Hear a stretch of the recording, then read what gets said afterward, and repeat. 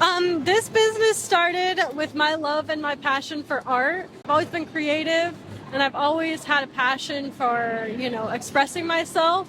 So it started really just out of my love for expressing and creating and sharing that with other people. Awesome. And how would you describe your art? I would definitely describe it as colorful. I make a lot of whimsical art just for fun, to bring joy to people.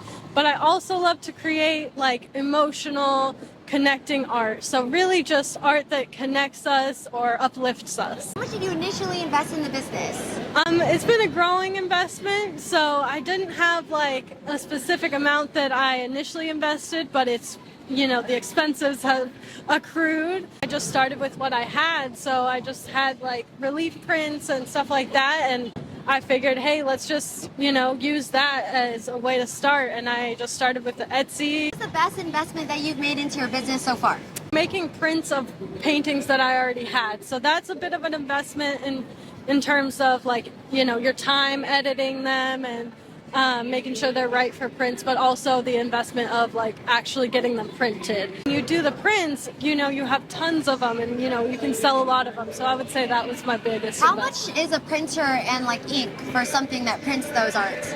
I use a brand called Cat Prints to make my prints. What has been some of the most rewarding moments of owning your own business? My favorite part about selling my art is just the way people react to it. Like if I can bring someone joy, or if someone really connects with a piece and like they can feel it and they just relate to it, that is my biggest reward of all of this. What's the most that you've ever made in a day? The most I've made in a day is actually here at RAM. I made like $250. Yeah, I don't have a lot of big pieces, so for me that's like really good, off amazing. Of little prints. What is something that you wish you would have told yourself when you first started your business? I'm still trying to tell myself this, actually, is that things will come in time. And just to be patient, because we see a lot of success online and we just see people's highlight reels and we compare ourselves and I especially am like, why am I not doing as well as other people? And it just takes time. So just be patient and just keep going for it. If it's something you really love, just keep doing it. Where can people find your prints? You can find me online at RileyMc_art. That's for my Instagram and my TikTok. Facebook, I'm at Mcclellan Art. And I'm out here at RAM in Jacksonville if you ever want to stop by. Come see her. Just for fun, what's your favorite art print here that you've made? This one is I love this one. Thank you so much, Riley. What is you and your business's name? We are Hanabiwoodandsteel. So my wife does all the lovely woodworking and I do all of the knives. We thought of the name because I have my Japanese knife style and we just love fireworks, and that's the name Hanabi. And we wanted to have a joint business where we do our own work. How long has it been since you started the business? Hanabi has been less than 6 months or so, but we've been making for the last 3 years. How did the vision all get started? We started in COVID. We had a lot of free time, but we just moved and got our first house where we were able to do all of our lovely activities and our crafts. And it gave us more space and more time, and it expanded from there. How much did you initially invest in the business? Oh, geez. For the woodworking side, probably 10 to 15,000 with shed and tools. And mine was a replaced shed that was already on the property, but tools somewhere in the $6,000 range for my What kind of tools is it? I have a power hammer and kiln and a big bench grinder, belt grinder. She has a 2 foot by 2 foot CNC, table saw, bandsaw, a bunch of routers and hand tools and stuff like that. So how long does it take to make one of the knives and one of the cutting boards? The knives are about a week-long process, and then the cutting boards are 3 to 4 days, and then the inlay boards can take a little bit longer, a lot more steps to them, but they, again, 3 to 4 days. Got you. And what is the most you've made in a day? I think $600. What has been some of the most rewarding moments that you've had in the business? Coming to the market with our 9-month-old daughter and having her see all the people, and just all the people excited to see our work, it's really awesome. What is something you wish you could have told yourself when you first started the business? We're doing it as we go, so Pick a market that's nice and cool. Any advice you have for aspiring business owners? Just get started. Just do your work, put yourself out there. It's awkward, but it works out. It gets really good once people start admiring your work. And where can people find you and buy your products? Instagram at Hanabiwoodandsteel. We have our email, hanabiwoodandsteel@gmail.com. Awesome. Thank you so much for your time. Thank you. Business's name? My name is Zephra Williams, and my business is Sunkissed Shells. Tell me more about your business. So I work with shells, crystals, stones, and pearls. A lot of people think, oh, crystals, what does that stand for? I think that it is a direct connection to yourself and just reminds you of your own power. Take turquoise, for example, just reminds you to slow down and enjoy life in a simpler way. Rose quartz, it doesn't bring love to you. It reminds you of self-love and harmony. How did you get started with learning about crystals and all of that? So initially I started wire wrapping with just regular beads, and I thought all the skills going towards wire wrapping like glass or plastic. So I naturally gravitated towards more stones and crystals. At first I was nervous because I didn't know anything about them, and I knew people would be asking me, what does this mean, and all of that. But I just started one crystal at a time. How much did you initially invest in this business? That's a tough question, but I would say that I probably spent the most in the beginning. Just on the tent, the table, the setups, the displays, and all of the products or, mediums that I needed to create. Yeah. But now that I've started up, it's almost cost nothing. What has probably been the most expensive expense of the business? Well, the vendor fees, they do add up. And then the most expensive would probably be the tent. It can go from $400 to $600 depending. I know they redid this whole market to where you couldn't use a certain type of tent, which is why I don't use mine anymore. I use it at a different market. So yeah, the tents are pretty expensive. That and the Dremel drill. That one was $600. Wow. How long have you had this business, and how long have you been coming to this market? Since 2020. What has been some of the most rewarding moments of starting this business? Seeing people's faces when they put on my jewelry, because I'm making it at home and I'm like, wow, makes me happy. And then to see other people light up when they put it on, that really does it. How long does it take you to make one of these pieces? Well, if we're talking about the rings, I can do them pretty fast, like 5 to 10 minutes, depending on the design. The necklace over here, if you want to look at that one took me 2 days to make. And what has been the most that you've made in a day?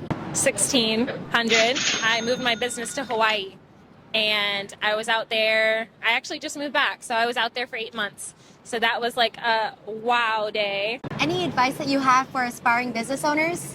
Just do it. Do it. If you have an idea, a sparkle, it was put in your mind for a reason. Most people think, oh, it's going to be a hobby. Sure, do it, practice, get good, but don't be too hard on yourself. Like, I put my first rings out right away, and they looked like crap. They really did. And people were so excited and bought them, and that was what fueled me to get better. So just start. And lastly, how can people find you? So my Instagram is sunkissed_shells with a Z. And I have Instagram, and then my website is the same, Sunkissed Shells. Awesome. Thank you so much. Hi, what is you and your business's name? My name is Kasey. My business is called Knotty by Kasey. I love that. And can you tell me more about your business? Yeah, so I make macrame. I tie knots for a living. I like to make really colorful, kind of fun, eclectic pieces with a little touch of nostalgia, but also for macrame for the modern home. How did it all get started? I actually got started for my wedding. I wanted a macrame backdrop, and I was just like, let me try. And of course I got on YouTube and taught myself a few knots. And then I made myself this really beautiful backdrop. Oh wow, And that's gorgeous. so all of this has come from that day. So it's been really special and really rewarding for me. How long does it take for you to make one of these macrame disco balls? So my disco ball hangers I kind of make in 2 steps. I make the base, and I make a bunch of those at one time. And then I would say the prep is probably the most work, like prepping all the fringe for them and trying to decide what color schemes I want to go with. Mm-hmm. So I would say one of my smaller macrame fringe disco ball hangers takes me up to 45 minutes, an hour. How much did you initially invest in starting this business? You could buy a spool of rope for $40, so probably $40. So no other machinery, it's just your hands? My hands and my material, yeah. Got you. Yeah. And your time. Yeah. How much money is the most that you've made in one day? I would say at a bigger event, $3,000 in one day, which is a lot. That is a lot. For me, yeah. It's a paycheck for some Yes. people, girl. Was it at this market? Or? No, it's a market called Market for Makers, which is a larger one that it's like a 2-day event, and they come to Jacksonville a couple of times a year. What has been some of the most rewarding moments since starting your business? I really love when people just, like, even if they don't buy anything from me, when they walk in and they're like, this is amazing. Like, I've never seen anything like this before. And, like, moments like that really touched my heart. Last night, I actually was at a music festival in St. Augustine, and I was working with them, and they were using some of my work as decor. And when I saw it up, I, like, got tears in my eyes. And, like, that was a really special moment. So, like things like that, just different milestones are really important. Definitely. Yeah. What is your favorite product that you've made? My favorite product is obviously the disco ball hangers. Yeah. They're really popular. These are my mini disco ball hangers that I make for the car, and they just open up to go right around the mirror. Growing up, I used to go to music festivals, Bonnaroo to be specific, and one of my friends gave me a really small, like, party disco ball necklace that I had in my car for years. And when I started macrame, we were like, well, let's just make a hanger for it. And so this is also really special for me, too. And so, do you have any advice for any aspiring small business owners? Just keep going. There's been many times where I just wanted to give up, and I just kept going. You know, there's going to be people out there that love you for who you are. So just stay true to who you are and find whatever it is that makes you passionate. I love that. And how can people find you? I'm Knotty by Kasey on all the socials, or you can find me at Riverside Arts Market on Saturdays. Let's go. Hi, what is you and your business's name? My name's Heather Williams, and my business is Muddslinger. Tell me more about your business. So it's all handmade pottery. I do it all at my house here in Jacksonville. How did it all get started? I took one class at a local pottery studio, and that just inspired me to start the whole business. So how long have you had the business? It's been 3 years now. So 2020? Yes. How long have you been coming to the market? So at this particular market, it's my second time, but I've been doing markets all over Jacksonville for 3 years. How much did you initially invest in the business? I guess you could say $200. It included clay and like the firing, so it was a pretty good deal. You need a specific like machinery in order to make the ceramics? Yes, so I use a pottery wheel and also a kiln. So. How long does it take to make one of these ceramic bowls right here? From start to finish, pretty much anything you see can be anywhere from 4 to 6 weeks. Yeah. Wait, what? And that is if it doesn't like explode in the kiln in the meantime, or anything crazy like that can happen. So how much do you make like at the same time? Like, do you batch create? I do. I try to do like 20 to 30 things at a time. What has been the most that you've made in a day? Ooh, in a day, probably with like hand building things, because it's a little bit less like labor intensive. I can make like 10 of those a day. What has been the most money that you've made in a day through the markets and all of that? So far, the most money I have made at like a single one-day market is $800. Where do you envision your business going? I would love to have a storefront one day. That's like my ultimate dream. What has been the most rewarding part of opening up your own business? Seeing people's reactions to my work, and then they just get so excited, or they'll say it's like the cutest thing they've ever seen, and that just makes my day. Do you have any advice for aspiring business owners? For pottery specifically, I would say try to get your equipment secondhand off like Facebook Marketplace or something like that, because just buying it online can cost you thousands of dollars. Like, be really intimidating, and a lot of people don't want to start because of that. But secondhand is the way to go. I really love that. Is that how you started? Yeah. And where can people see and buy your products? So I'm on Instagram as Muddslinger, and I have an Etsy as well. Awesome. Yeah. Thank you so much. Thank What's your business's name?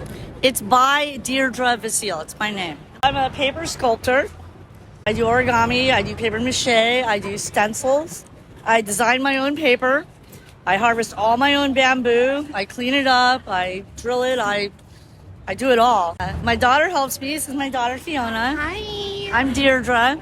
And she helps me design paper, and she helps me glue the magnets too. And how did it all start? Where did the idea come from? Well, I learned origami when I was my daughter's age, and I didn't do anything with it. I've been painting and doing all kinds of stuff. I went on a artist retreat in Tennessee in 2019. It was magical. It was in a valley with these little cabins and just artists. And I brought along her old origami book, and I just started folding, and now this is where I'm at. That's amazing. Yeah. And how long has it been since you first started the business? 5 years. How much did you initially invest in the business? Barely anything. I buy used recycled copy paper, and I was buying tempera paints and the cheapest paints I could get my hands on. And then it was during COVID too. Oh. So, I just experimented, and now this is where I am. And what has been the most rewarding part of starting your own business? The children are so drawn to the origami. They are drawn to it. And I actually bring paper people give me, and I teach them how to fold when they're here, because origami it's really fun. It's really, really fun. So that has been the best part, is the kids. Where do you envision your business going? Online, of course, eventually, but I don't know. It's changing. It has changed so much over the last 5 years. I'm not sure, but I expect it to be really great. I love it. It's a labor of love, and I don't know. We'll see. What is the most amount of money that you've made in a day? 400 here. That's a good day. Make enough to pay for your table, and yeah, that's okay. What is something that you wish you could have told yourself when you first started your business? What I'm telling her is to focus on what makes you the most happy, what makes you the most fulfilled. And that's the direction all artists should take.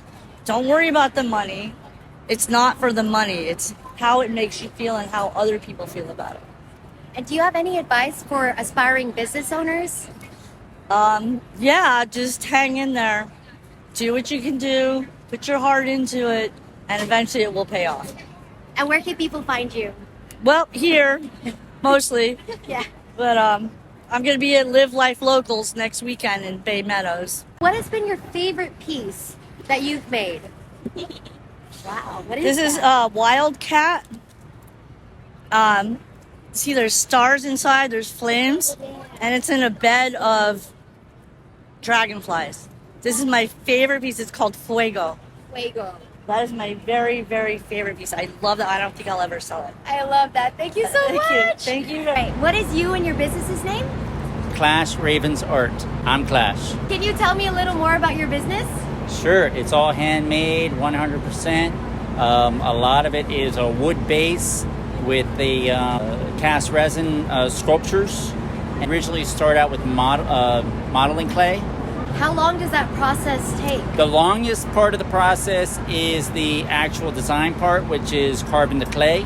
And there's no real telling. If you ask any artist how long any painting took, you know what? It took me 30 years to make that painting, because that's how long it took me to develop my skills. How did it all start? So it all started with a street hustle growing up in Miami, Hialeah area, where if you were growing up the way I grew up, which was like dumpster diving for your food and stuff like that, and food stamps and everything, a true real street artist, like we didn't know we were making art, but we knew people would buy it, so we were making it. We never called ourselves artists, but we were a bunch of street kids just making stuff that we literally did dumpster diving for. We'd make like little figures of things out of computer parts and stuff or whatever. Kind of forgot about it, but years and years later, it sort of came back to me when I realized I need to do something besides just a regular job. How much did you initially invest when you said that you had a job and you wanted to Okay, restart? sorry. I hurt my back at work. I was a park ranger, right, for the state. Then hurting my back was like a blessing, because it threw me fast forward into the art thing, because I was so bad off with my back. I was laid out on my stomach. I started like with this modeling clay that I bought for my kids. I didn't even buy it for myself. Didn't know what to do with it, but I had to do something. So I was just carving, playing around, carving, something to keep my mind off the pain and stuff, because I wasn't going to go down the whole painkiller route and all that BS. So here I am carving, and I made this seahorse unicorn right over here. That was the first one I made. And then then I went on to the owls, which were these, you know, right here. And then I did my first show, and it actually went very well. It came to a point where it was like, wow, man, it's getting close to where the bills are creeping up. I better go get this job. But I have this other art show I'm going to do tomorrow, and then, you know, and then next week I'll go back to the job, right? So then tomorrow came, and it was like phenomenal. Wow, I made enough to carry me for a month or two. Wow. Like, how my much? God. It was a lot. So then, you know, like a couple $1,000s, right? So that, which wasn't a lot. It's not a lot, but it's a lot to carry me at least. Another month came by, and it was getting slow. And then summer was brutal, and I was like, oh man, this is like, am I doing the right thing? And I'm really scared and stuff or whatever. And then suddenly the cooler months came now, okay?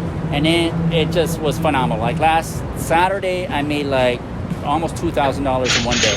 Wow. And you don't exactly do it for money, but money has to, it's an investment. You have to put money into it to make it. I mean, a lot of these materials, like they're not cheap. You know, the cast resin is pretty expensive. The rubber to make the molds, all that stuff the prices went up, I guess, since COVID or something like that or whatever. You need money to turn it around. You can't just make the artwork and just be like, well, I'm just going to make it for free, because you got to pay your bills, you got to buy artwork, you got to buy more materials, you got to pay for, you know, any kind of education you get, whether it be your time, just watching YouTube for free. You know, there's still money involved in, because if you're watching YouTube, you're not making money working. So, you know, everybody needs money to keep turning it around. So, What would you say is the most expensive part of the business? the most expensive part is probably time, because time is actually money, and if you don't put the time in, you're not going to make the money. So you can buy a bunch of materials and not put the time in and the work in, and then you're actually really losing money, because if you don't get the artwork out at the point of the show date, it's just sitting at home and nobody's seeing it. Do you have any advice for aspiring business owners? Oh man, I have artists all the time come in here and ask me, how do you do it? What do you do? And I say, first of all, you work hard, okay?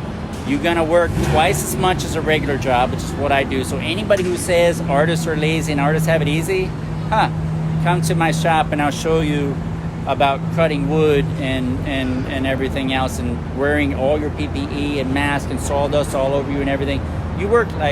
I work like 16 hours a day when I can, and then literally like 7 days a week, you know. And so lastly, how can people find your work? KlashRavensArt.com. And I'm on Instagram, Facebook, Shopify. Awesome. Thank you so much for your time. you. If you enjoyed these interview videos and want to improve your financial IQ, make sure to hit the subscribe button and the notification bell for more videos like this. I'll see you in the next one.